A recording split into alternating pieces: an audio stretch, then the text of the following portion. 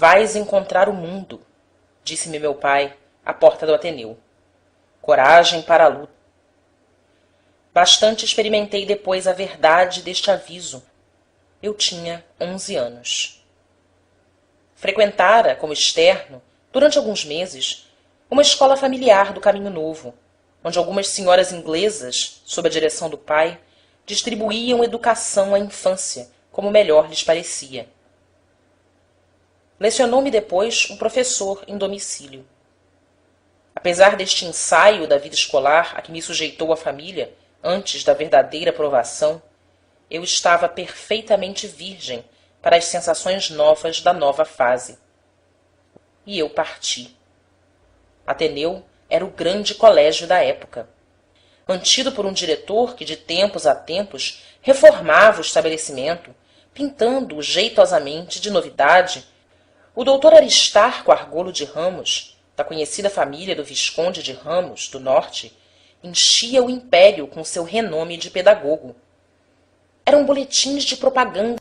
Aristarco todo era um anúncio. A bela farda negra dos alunos infundia-me a consideração tímida de um militarismo brilhante. A letra dos cantos, os discursos, eu recebia tudo convictamente, como o texto da Bíblia do dever. Um discurso, principalmente, impressionou-me.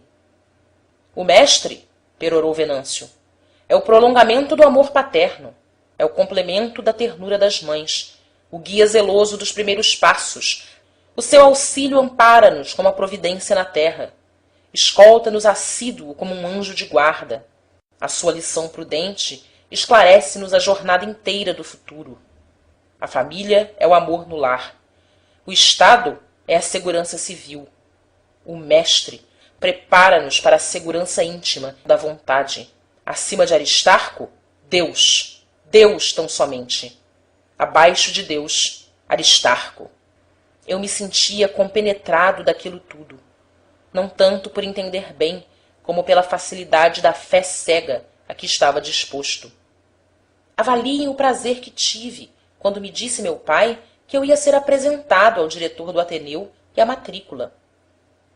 O meu colégio é apenas maior que o lar doméstico. O amor não é precisamente o mesmo, mas os cuidados de vigilância são mais ativos. Se adoecem e a família está fora, não os confio a um correspondente. Trato-os aqui, em minha casa. Abriam-se as aulas a 15 de fevereiro. De manhã, à hora regulamentar, compareci.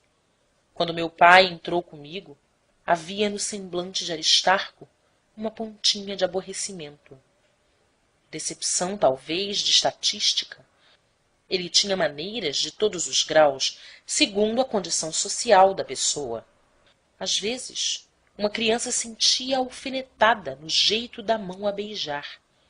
Durante o tempo da visita, não falou Aristarco senão das suas lutas, suores que lhe custava a mocidade, e que não eram justamente apreciados.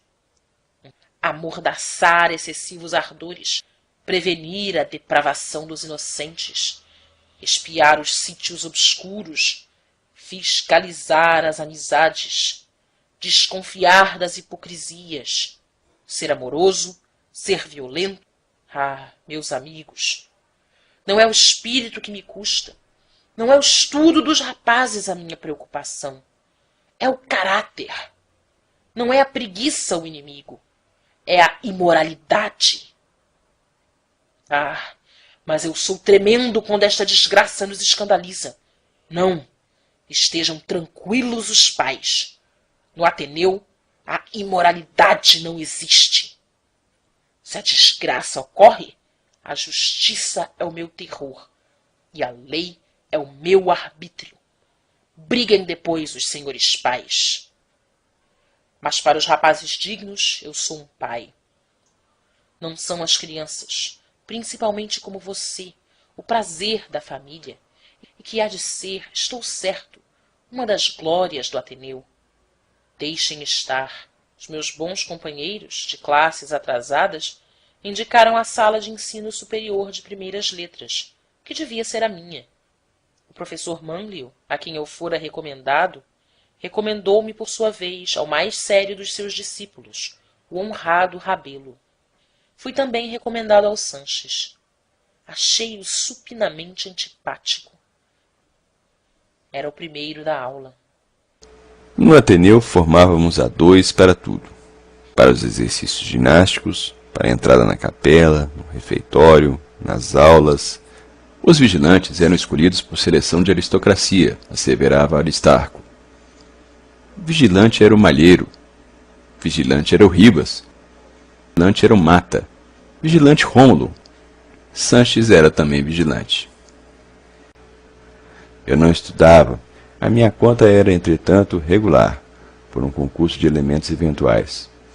Direitos da recente matrícula à benevolência, a minha recomendação ao professor Mânlio, com os retalhos alinhavados de ciência anterior.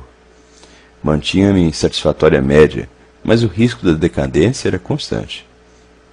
Sanches havia sem dúvida de valer-me com a sua capacidade de grande estudante, sobretudo com a boa vontade insinuativa que ele desinteressadamente manifestava. Sem falar no proveito que rendia esta afeição, com efeito não tardou que ele me desse a mão da geografia, história, gramática, até as eras da independência. Cada página era um encanto. A doutrina cristã.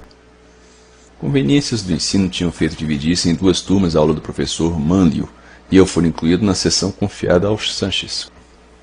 Maltratado e condenado pelo ajudante, provando mal em razão do sobressalto no exame de verificação, desmoralizado em repressão solene com grande regozijo dos Sanches. A mais terrível das instituições do Ateneu não era a famosa justiça do arbítrio, era o livro das notas. Todas as manhãs, perante o colégio em peso, congregado para o primeiro almoço, às 8 horas, o diretor aparecia e abria o memorial das partes. Na véspera, cada professor deixava ali a observação relativa dos seus discípulos. Havia para todos uma expectativa de terror antes da leitura das notas. O livro era um mistério. À medida que se desenrolava a gazetilha, os vitimados, oprimidos sob o castigo em 300 carinhas de ironia superior, passavam junto de Aristarco ao sair para a tarefa penal de escrita.